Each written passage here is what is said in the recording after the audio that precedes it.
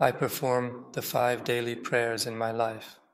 Of course, at the core of all this is the oneness and consciousness of the Almighty, because this is the cornerstone of all, the ultimate truth that gives meaning to all evidence, all proofs, and all knowledge, without which our understanding of the world would be incomplete. Allah, the Exalted and the Majestic, has provided witness to His own oneness, as have the angels and those endowed with knowledge, affirming and confirming unequivocally that there is no deity except Him, in a sequential and orderly manner, in a way that leaves no room for doubt, uncertainty, or ambiguity, thus establishing His absolute and undeniable unity. Hence, if an individual has realized and evaluated that certain acts of worship or some commands learned superficially from the society are actually from Allah, then we do not possess knowledge of this through the process of entering and exiting it.